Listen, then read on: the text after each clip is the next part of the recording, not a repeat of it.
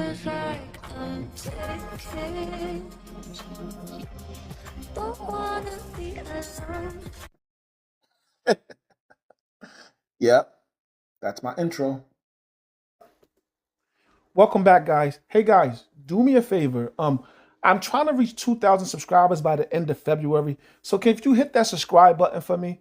Also hit the like button so that I can spread to more people, so that I can get those more, so I can get more followers. So I've been away, been really studying the updates and looking at the updates and then seeing how they interact in the game. There's so much changing that some of the things that may be true today may not be true tomorrow, right after an update that occurs. So it makes it very difficult to focus on the free to play and low spenders, as some of the changes really affect that group of people more so than it affect a lot of the bigger spenders.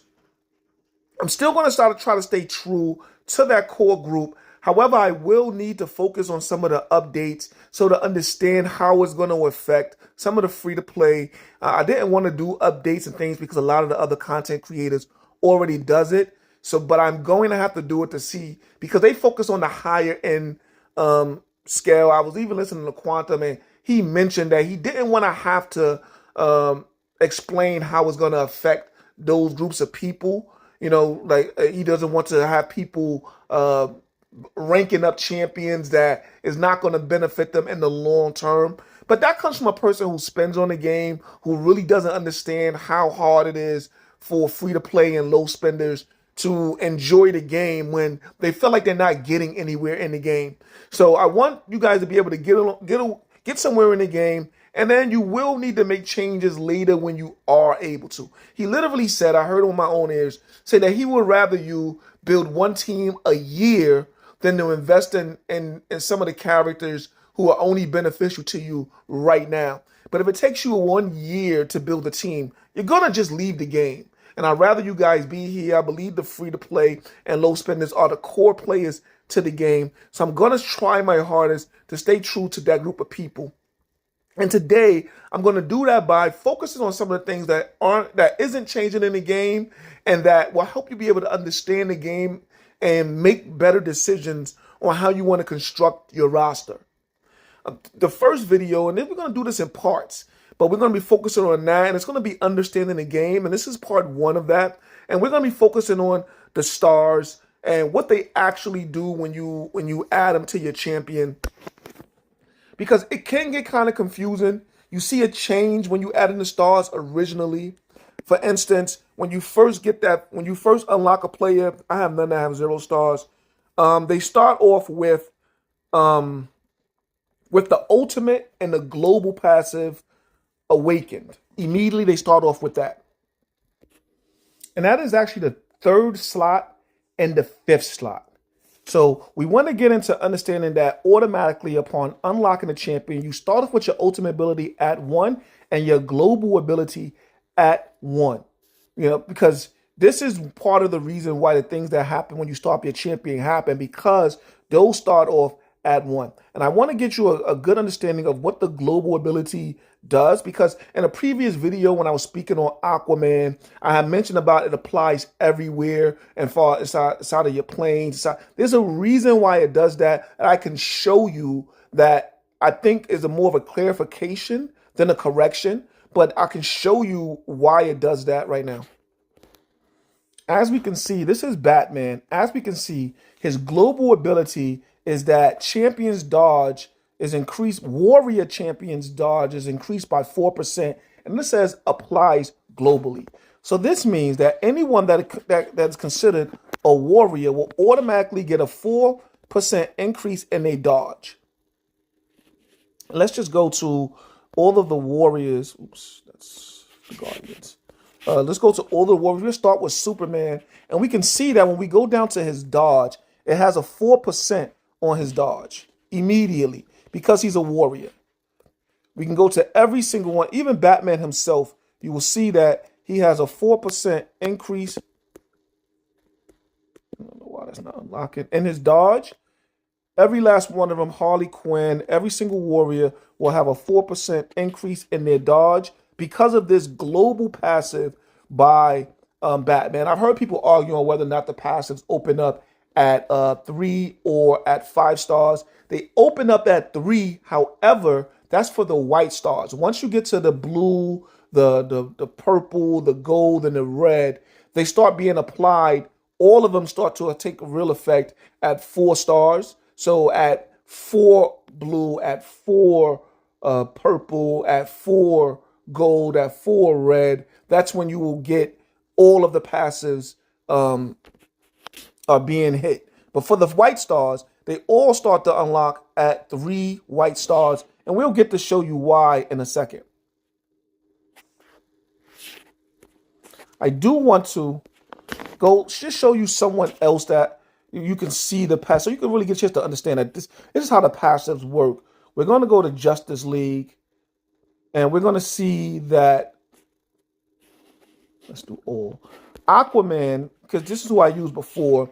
His global is that increases Justice League champion crit rate by 1.5, and this applies globally. And we'll go straight to, we'll see Shazam. We'll see that his crit rate is 1.5%. We can go to Superman. We'll see his crit rate at 1.5%. This is just to really get to show you that this is what that passive does.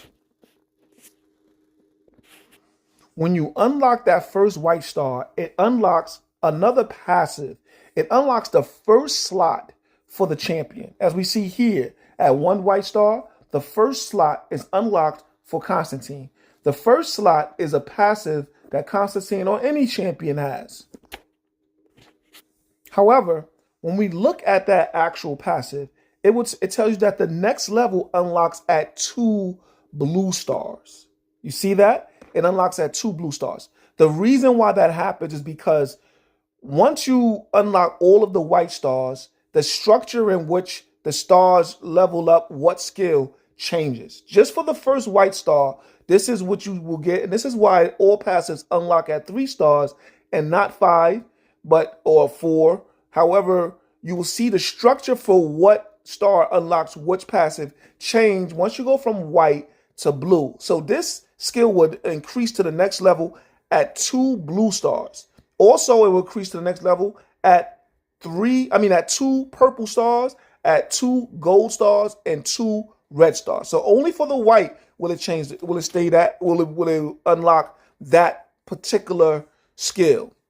At 2 stars, no skill is unlocked. You still have the ultimate, slot 1 and slot 5 that are unlocked at 2 stars, but no other skill is unlocked. What happens here is that the increase to health, increase to attack, increase to overall power happens, but no skill is unlocked. At 3 stars, the final passive is unlocked. As you can see, slot 2, which is the final passive, is unlocked for Constantine. Slot 4 is a faction, I guess you can say passive, but it's a skill that applies for his factions, for what happens when you have a faction. But the passive that people are referring to is the global passive and the passive skill that he does throughout the fight. For instance, the extra fire, the stuff that he does throughout the fight, those all unlock at 3 white stars. Those stars unlock differently once you get to the next level, which is what I keep saying. So at 3 stars, you will see that the final passive is unlocked. He has the global passive skill, and then he has the 2 battle skills in slot 1 and slot 2. The global passive is slot 5. The 2 battle skills is slot 1 and slot 2. The ultimate ability is slot 3, and slot 4 is the faction ability or skill that applies to just his faction or to anyone's faction.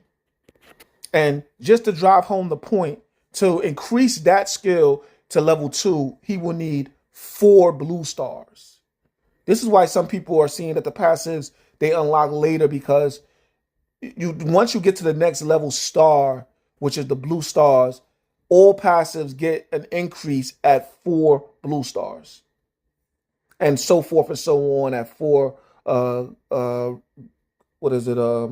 purple, then gold, then red. This is where that comes from. I did want to make an actual correction, and this is in my Batman video, which was the last video I put out. When I mentioned the seeding that you get from the actually league tech. Let me just go to the league tech actually. Oh, did the train? No, it didn't leave. The league tech. You see, we're going to our final seat. Our final seat on the league tech train actually left. Oh, I do have a video that I can go to. For instance, we have that one tech remaining, and you see it says 13 of 5 for the passenger list. For this is our final seat, and the correction that I had to make was that I thought that you can go up to 8, but in reality, you only can go up to 6 per passenger seat, per passenger cart. This was because when I originally looked, I had 6 seat. This is because we had some of we had some of the technology already done. So I looked at the first one and that had 6 seats. So I assumed that all of them already had 6 seats and we had 2 more to go and that would take them all to 8. But each one upgrades 1 cart by 1 seat. So what that actually means is that you can have a total of 25 passengers on your train. And that is it because there's no tech that actually goes any further. I do want to mention a change that I noticed in the game. And like I said before, I don't know if some of the things that have changed in the game changed because of the update or because I just didn't have a good understanding. One of the things that I noticed that money was never a problem in the past, but I did a lot of tech and research inside of um, the construction in my last one. So I had a lot of construction done, and money was not a problem in the past. Whereas in this one, I focused solely on just the combat. I'm almost completely down to the bottom of the combat tree, focusing on mostly just and money did become a problem in the past. I thought I remembered in a video in which I recommended just focus on the combat. I would have to go to my videos and actually see. But if I said that, money does become a problem, at least from what I can tell from the me not working on the construction. But in the past, I worked on mostly construction. I can show you on my Megatron account, which is a War Room 35, which I no longer use. I've been away from it from probably about a month or two. The construction here is at 50%. And, I have a lot of the tech and construction done. So with that, money was never a problem. I got 465 million here right now. Money was never an issue for me my entire time on this account. And this is an older account before all of these updates that changed the way the accounts actually interacted.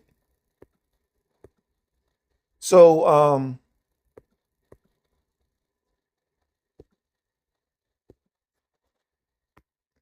so I don't know if some of the updates changed the money output. I'm looking here how much I could hold with all that construction. 3 million here I could hold with that construction.